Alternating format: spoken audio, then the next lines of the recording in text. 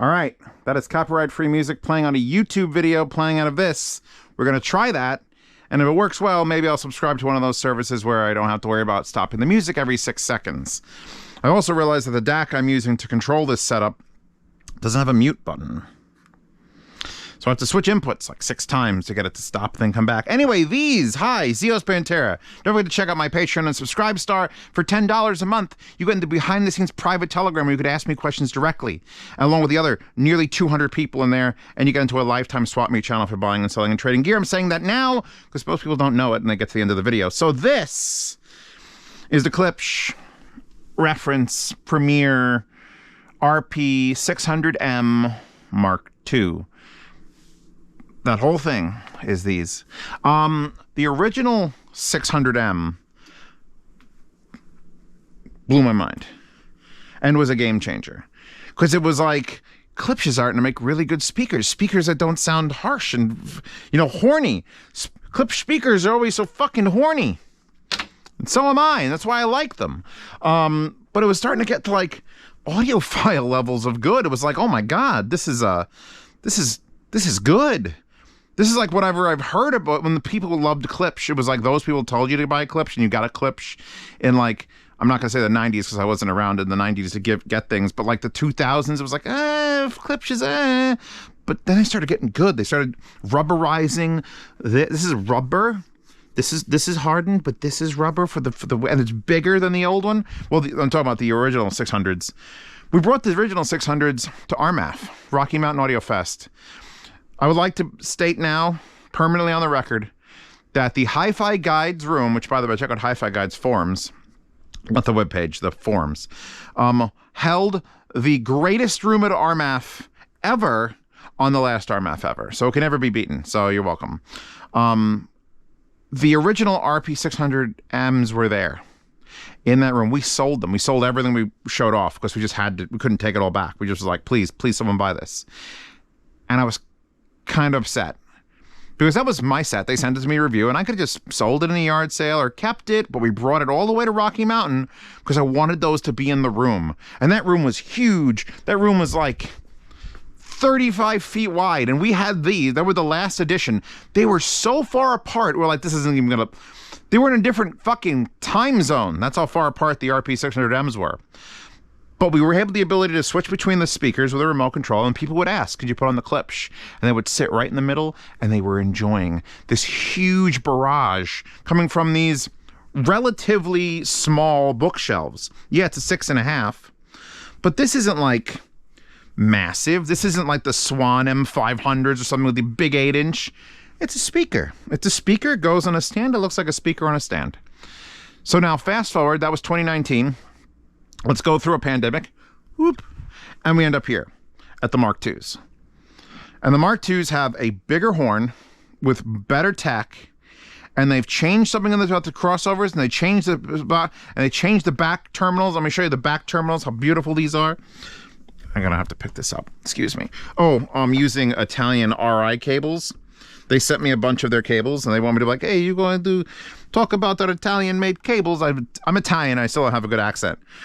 Anyway, these are not cheap, but man, they're fucking nice. I like RI cable because they don't say anything about being better sounding. They just are expensive and look nice. Also, they have a good DIY section, so you can actually build your own stuff. They'll sell you the sleeves and the connectors and the wire in raw form, so I kind of respect that as a cable company. Anyway, so here are the back of the things. You get 4 beautiful aluminum terminals, 5-way binding posts, and the jumpers are these little set wires with the fabric, so that you could buy wire if you want to take the horn and power the horn separately from the bass driver. I might give that a shot. I'll have to describe what's going on here in a second. The Track 6 4-finger slot port. The only problem I have with these speakers right now, because the back is black and basic, except for that looks great, and the Track 6 horn is not, again, couldn't quite fit a sandwich in there, but you're getting close. The finish on it is a vinyl wood, this is the walnut, and it looks good enough. And then the front comes out and it's like, ugh. Bottom, by the way, has a piece of cork on it to insulate it and isolate it when you put it on just a cabinet. You could see that titanium tweeter in there. It's titanium. You know how scary that is to say, hey, I got titanium tweeter, but I put in this massive fucking horn. I guarantee you it doesn't hurt. I guarantee you it doesn't hurt. Put this back on here and pray that I'm pointing in the right direction. So I came down to review this today, and I got sort of distracted, and then I blew up an amplifier. There was smoke. I swear to God it was a 220 amp, and they sent it to me, and I'm like, I can't read, and it blew up. But it didn't blow up any of the speakers, so we're still good with that. So how I originally came down to test, I was like, all right, because I know these Klipsch, and I know that they're pretty efficient.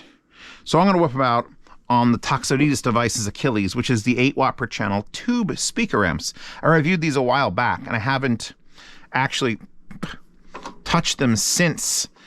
Like, I've used them maybe once or twice, but I haven't like brought them out all the time, because there's very few speakers that I think would benefit from a tube. And I'm going to say right now, I've already tried them on the Klipsch. I tried them on these vintage Marantz MA700s. I tried them on the Starkrimson Monos, and then for a short period of time before the smoke came out of it, the Triti Tray Sound 2, and then smoke. And I realized one thing testing all those amplifiers. These things are missing the low end. So I decided to fix that by moving them. Because every speaker I review, I sort of have like a nominal spot for it. It's on these lines. I've actually drawn on the carpet because this carpet has a beautiful grid pattern. That's why it's still here. Every 10 inches I drew a line. I know. Not only is it not every foot, it's every 10 inches. So now I'm taking the imperial system and the base 10 metric system, and I'm mishing them into some sort of fucking nightmare. Shut up. So now we've got 10-inch marks. And then I had them here. I had them here. This is where I usually test speakers. You give them a little bit of space behind it and around it. That's where I tested the Klipsch 5 McLarens. And that's where the problem lies. I just finished the review 3 days ago of the Klipsch McLarens. And yes, I was using the subwoofers with them, but even without the subs, those speakers are fucking insane. Like, I had to change the title of the video like 3 times because I'm like, no, this is too shilly. Next. World-changing speakers? Nah, no, that's... People are already calling me a sellout because I like things. I gotta make it more subtle, more subdued. But honestly, looking back, the title should have just been the number 8, and then 15 equal signs, and a capital D, and then a tilde, and then Klipsch. Because that's what it should have been. That's how good the McLaren version of the 5s is. And the stark contrast happens when you put a similarly costly, because right now these are on Amazon for $650, but they're usually in the $700 range. These are not cheap bookshelves. These are expensive-ass bookshelves. But the thing is, they sound completely and wholly different from the 5, where the 5s are like a technological marvel because they're self-powered, have a 4.5 inch, they could do this low end, and they got remote control, and they have a phono preamp, and they have built-in DSP, and an app that, and it's like, these are just speakers.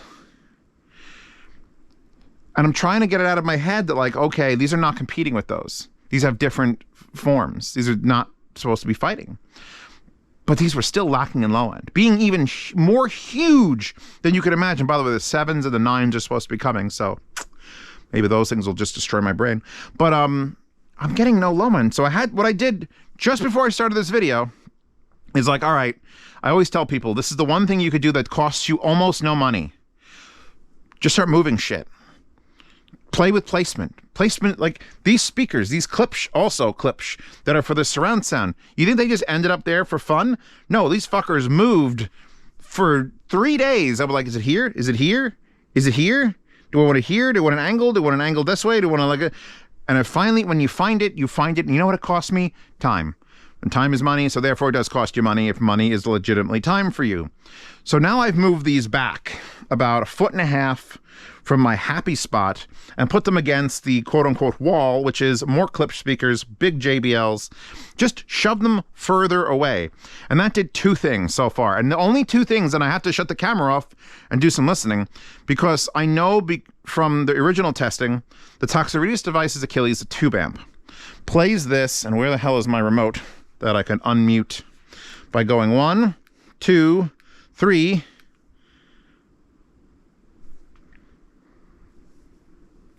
4.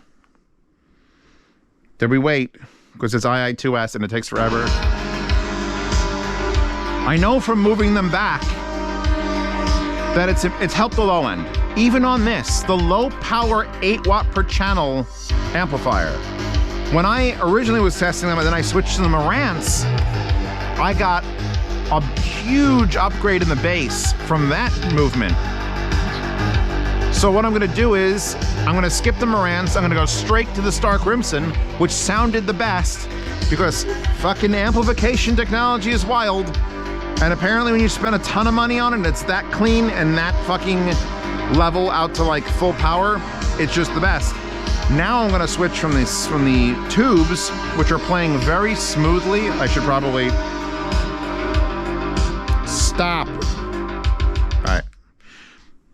I'm gonna switch from the tubes, which definitely layer on top of already calming this down and being phallic. I don't want to say audiophile, that's a copyrighted name, isn't it? On top of making these not like the most aggressive Klipsch horn fuck die, on top of them being like actually balanced and subtle and unique, the tube amp adds just this like dispersion to everything. It sounds very audiophile in here. If that isn't a good enough term, I don't know what to tell you. But the tubes are doing tube things. And the tube's doing tube things to these speakers at the right distance where that horn now works better. That's the other thing I want to say. Moving it back did 2 things. Improve the low end substantially, 20 to 25%. So where I normally keep speakers, I even put the RB42s, these little guys, on top of these in this spot, and the RB42s had more low end than the fucking RP700M Mark IIs. And I'm like, my brain, please stop. So now that I've moved these further back, I'm definitely detecting that this, whatever they're doing with this Traxxas port, you need to give it a wall. It needs a wall. What they've basically done is like there's a dial on a speaker. You've got one driver. You got the tweeter, which is doing tweetery things, and that's all you could do with that. Then you have this one driver, and you can either lean that towards sub-bass and massive low end, or lean it towards less bass, but my God, focus on mid-range, focus on clarity. Don't disturb the driver. With wub-wubs, make it clear. And these are definitely leaning towards that. They want to be a clearer, cleaner speaker. 2 ways you could think about that. Great, because I'm going to use this in a surround sound, and I'm going to have a subwoofer anyway. Or great, because I'm going to put a subwoofer in my listening setup, because every setup needs a subwoofer. I don't care how big your towers are. I don't care how much you spent on them. I don't care. You need a subwoofer. So they're bass light, but they still have enough bass. Now I'm going to swap it out. We're going to power this off. I'm going to listen to not copyright-free music for 20 or so minutes to get a feel for how they sound back here. And then I'll continue to talk about the bass response and how that distance, the new distance that I've added, affects that horn. Because that horn, turns out, doesn't want you here. It wants you here. Okay, so that's not copyright-free music. That's, what is that? Audiomatic. Deep and pumping sound, the Day Din remix. And you know what? Okay, so we've solved the bass crisis. And even though I say that, I'm pretty sure the 5s get lower. These have more. They're making more sound out of a bigger driver and a bigger cabinet, a bigger port. But I'm pretty sure the 5s get lower. Specifically in the McLaren 5s. I can't go off of memory on the original 5s. Let me do one more shuffle. Hold on. That's a bass light song. All right, we gotta get out of music that'll actually get me pulled off of YouTube and back to giant neon skulls playing 4-hour cyberpunk dark synth mix plasma royalty-free copyright-safe music. How lame is that? How lame are we? So,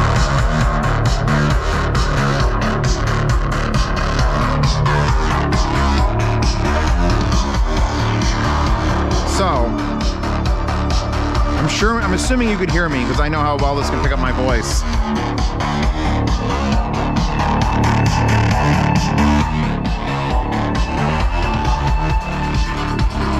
The biggest thing I've figured out about these speakers is the spacing issue. It wasn't an issue as far as... My old living room was a little bit bigger than this. Well, it was a little bit deeper. Where the couch sat versus where the speaker towers were, those things, the doom stacks, was a little further away, and I used to take the things off and put them on there. So when I'm testing here, it's always a little more intimate, a little bit closer. And I can't verify if the RP600Ms also had this issue, but my story about RMAF sort of ties around where those speakers were so far away and yet they still sounded amazing. Maybe they need to be far away to sound amazing. Because where these are right now, we are looking at a minimum distance of 8 feet. I think we're more along, like it's 11 feet to there. So we are like, when your head's back here, like 9 feet away. So you need to consider that now when you're looking at buying these speakers, because you should be looking at buying these speakers. Because if you said, hey, list all the under $1,000 passive speakers that you recommend, Zeos, well, they're in this fucking space, aren't they? RB42s, 150. Q Acoustic 3030Is, which I had on for the other test when I was going to test the amplifier. These are the ones that were on when they blew up. And these things are like $500 and something. And then when you go past this and you want something a little bit more flat and clean and projecting, it's going to be these. It's going to be RP600M Mark IIs. But that said, you need 9 feet. Can you sit 9 feet away from the speakers? If the answer is yes, then you're fucking golden. Are you going to add a sub? If you're going to add a subwoofer, then you don't have to worry about how far away the back wall is. That's the thing, because they're pumping and kicking ass right now, but if I bring them forward again, bass goes away. Doesn't go completely away, it just isn't as... It's kind of like a bass cabinet at a show. It's not a subwoofer. These aren't making subwoofer bass. They're making loud bass, not sub bass, bass. And that's enough to get you by for most music. But not really. So you're going to want to add a subwoofer too. If you're adding a subwoofer, you have nothing to worry about. Just make sure you can get it far enough away from these. If you're not adding a subwoofer, these need to be against the wall and you need to be 9 feet away from them. Now that said, let's talk about the horn. Because we getting horny now. We getting... The projection of sound out of this, when I sit down and I pop this back into II2S, and we wait. By the way, wallpaper velvet cord.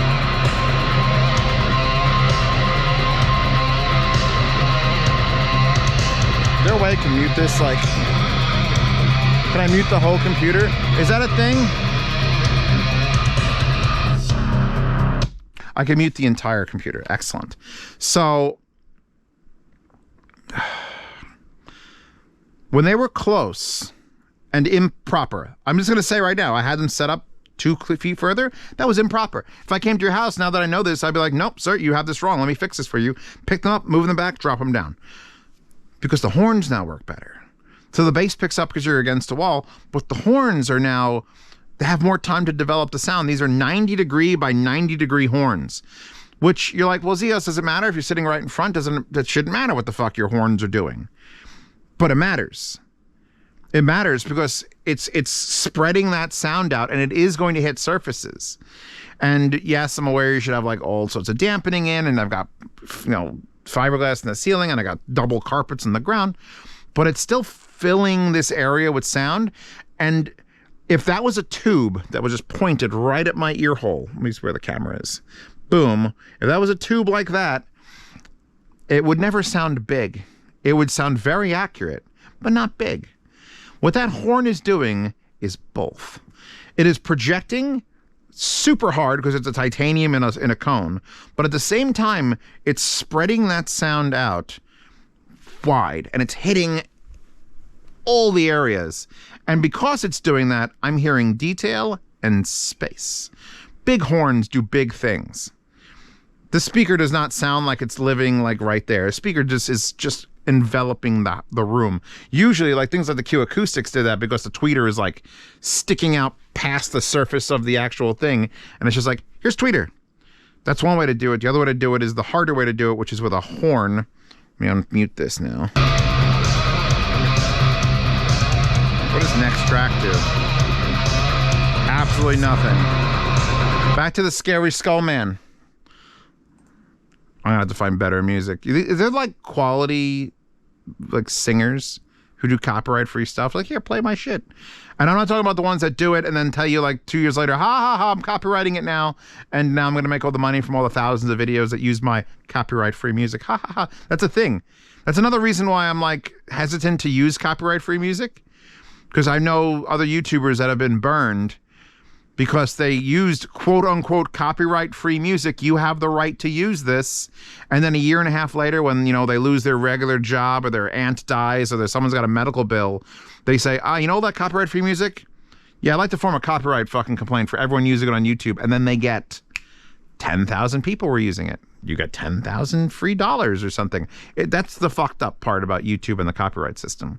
There's way more to it than that, but that shit happens. This music right here from White Bat Audio, by the way. Hi, White Bat Audio. They could at some point tomorrow just be like, you know what? This stuff's been out for 8 months. Copyright claim everyone that's using it on their videos. Let's take our money back. And you'll have no legal recourse. The center imaging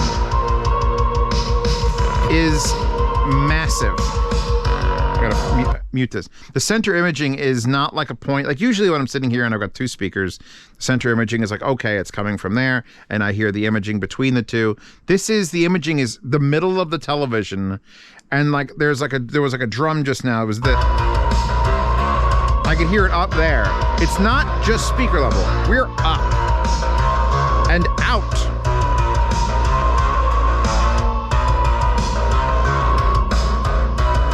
Music to work to at an office. This is real dark music. I'm down for this. Okay. The contrast. 4-hour cyberpunk dark synth mix. You can't miss it. You know, the way this is producing sound, now that it's at the right distance, it was too close. I wasn't getting the effect. Move it further away, better bass, better effect. Now these are worth $700.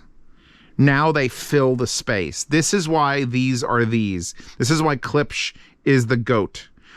You know, you don't realize it. I didn't realize it until I actually like did the review of everything in my house last year. My main home theater back there, Klipsch Heresies are the front speakers. My sunroom upstairs, Klipsch Fortes are my main speakers. This space here, which could be anything, Klipsch THX are my front 3 speakers. I got a fetish for Klipsch. And it didn't start that way. I like my JBLs, I got Bucarts, I got fucking swans up my ass. Not actual swans up my ass, just relax. There are swans in my home theater. Every speaker but the front left and right are swan.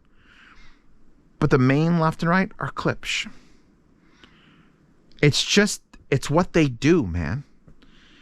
And I didn't understand how fanboy I was until I took the tally of, wait a second, I have all these speakers and I'm using these Klipsch. Why? Oh, because they're the best in the scenario. Nothing is better up in my fucking sunroom than the Fortes. And I've used the Bucart Towers up there, and they're not as good as the Fortes up there. In that particular scenario, with a particular room layout, the Fortes win. In this space, I couldn't even dream of using anything but those Klipsch THX. Because they're sealed and they make no low end. But Zeos, isn't that bad for a speaker? Yeah, it is. If you're trying to do music and standalone. But if you're doing home theater, those are perfect. There's just something about a Klipsch speaker when they get it right and when you put it in the right space and scenario. Because it's only 2 parts about a Klipsch speaker. A good Klipsch speaker, which means probably a more modern one. There are some older ones that were still great. That 8-inch speaker, that bookshelf pair I did was pretty great. And there's some like the KL10s and things like that. 10s and 12s. But it's, do you have the right speaker and did you put it in the right spot? Because if you have the right speaker in the wrong spot, it's not going to sound good. You have the wrong speaker in the right spot, it probably will not sound good. You put the right speaker in the right spot, it sounds great. I almost want to take those speakers away from back there and move these back just because I can't move this back. There's structure holding my house up. And I'm like, well, I'll just move this. It doesn't need to be here. No, it needs to be there. This space with the 2 windows and then the only power supply in the fucking house and the lights. This is perfect.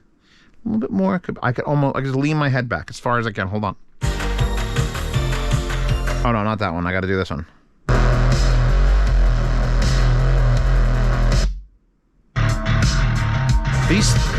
these speakers get just low enough, and we're on the Stark Rimson monos now, so I have no fear of powering them, and they get loud enough. And I also want to point out, since I did do the Marantz and the Taxaritas, and that basically I'm not lying to you people at every speaker review, but just know the Stark Rimson monoblocks from Orchard Audio legitimately add 10 to 12% to like the holy fuck of a speaker. Because those Marantz monoblocks are solid fucking vintage 90s monoblocks with tons of power. Stark Rimsons are better. The tube amps, even with their tubiness, doing tubey goodness, they can't move the speaker fast enough or hard enough. The only thing I didn't try is the vintage Pioneer VSX D1S with 130 Japanese watts per channel, which is essentially what the Marantz are.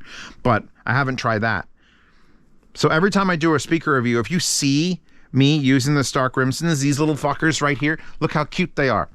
I shocked it. Please don't explode. This thing is 150 watts, and distortion at 150 watts is 0.01. So I can do... I know if something blows up, it's not going to be that. It's going to be these. God, these are just... The ask... More forward. I wish I could next timestamp, because there's all the timestamps in here. Yeah, no, this is back to the wallpaper, because y'all need Heart Under Blade. I can't think of her whole name, god damn it. Yeah, these came actually with a couple other speakers from Klipsch, because I asked them to send me a surround receiver, and you could ignore or not ignore the clamps on it trying to fix it, but this is a $1,700 Atmos setup surround processor from Pioneer. It's the LX505. Zeoslink the LX505. And when they sent it to me, they were like, hey, do you need like a surround sound to go with it?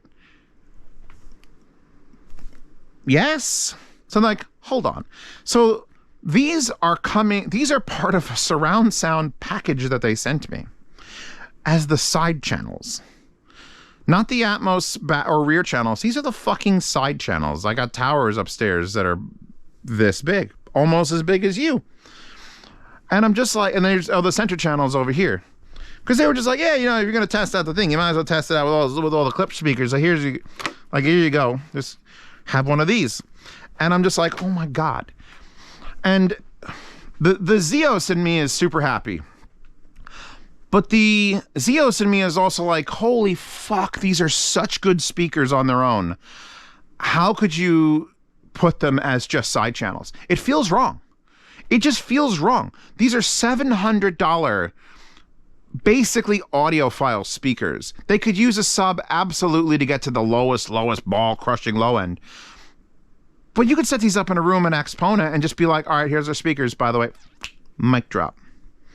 And be done with it. They're that good. They do everything I want a speaker to do. And when I put the Q3030Is on, I was like, oh God, is the tweeter working? Because there's so much more detail coming out of this than one of those. The only thing that kind of matched it, and this is not an insult, this is praise as fuck, is the RB42s, which are a magical speaker honed by God. So the fact that those kind of remind me of these but have a little bit more potential is like, oh, that's an actual measurement. That's a measurement, because micas are S tier. So the fact that these are getting close to S tier, still smells like blue smoke down here. Can't believe I toasted a unit. I haven't done that in forever. Anyway, I got to stop, because I'm just going to keep going. We can go back to the skull music. Who wants to hear some more skull music? I'm into it. Let's actually, did you know this? A lot of you probably don't know this. So you have an entire timeline of 4 hours. The 0 through 1 keys will jump you to a portion. 0 takes you back to the very beginning. 9 takes you to 90% through the video. And so if I go like 4, 3, it's just jumping 10%, 20%, 30%. This is the percentage through a video. And that said, don't do that through my videos. Watch them all the way through. In fact, put them in extra slow mode so that you can take your time watching them. But really, I say watch my videos in 1 1/4. I'm pretty energetic right now, but sometimes it feels like I need coffee. And watching my own videos in 1 1/4% feels better. I personally watch them in 1.75 because I need to get through them so I can rewatch them. What I need to link? Did I talk about that? I got to talk about that. But 1 1/4 is usually what I recommend. Because people like Zeos put out a 47-minute video on this speaker. Aha. But if you take 25% off of that, that's only a 30-minute review. And you could fit that in your schedule. Anyway, I'm going to link to these Klipsch. I want to thank Klipsch also because although they handed me this and an entire fucking surround sound because, you know what, I don't know where I'd find speakers. They did provide specifically those McLaren fucking 5s to put in the yard sale so that I could sell them and help pay for the trip to Munich. I am going to Munich high-end. That's at the end of this month. I'm assuming this video is coming out early May. That will be mid to end of May. And I bought the plane ticket, and it was $2,000. Headphones.com is covering the room, and the sale of the speakers will probably cover the part of the plane, and all my other sponsors will cover the rest of the plane, and hopefully food, beer, and I don't know if I should say the word prostitutes, because that's a joke, but it's still, I don't know if I should say that word, like the subtitle thing is going to write it out, and it's going to be like, nope, demote this video. Anyway. Links to these speakers, links to these Kanto stands, which, by the way, are fucking amazing. I have multiple Allen keys because you could adjust the legs. So you have 2 of them. You could be like, to get it all level. Links to the Star Crimson. I'll link to all the fucking amplifiers. Maybe not the Marantz because they're eBay only. I got a link to RI Cable because I want them to send me more stuff. Because I'm okay with expensive shit as long as it's nice and you're not full of yourself. You could charge me $10,000 for a fucking power cable. Just be like, dude, this power cable made out of Hugh Hefner's fucking robe. Worth it. Hashtag worth it. Doesn't make anything sound better. It's made out of Hugh Hefner's robe and not his birthday suit. That would be much more expensive and worse. Anyway, so that's that. Let me minimize this. Do this. Find my remote. There's too many fucking remotes. Oh, I think it's over. Anyway, yeah, check out Patreon, Subscribe Star, yard sales, $10 chats. This is my job. And I hate it sometimes. Because I feel like I'm not getting enough done. Anyway, check out the sound demo for these. Available only to patrons and Subscribe Star subscribers. Along with the sound demo for the 5s, where I can play real music and not this.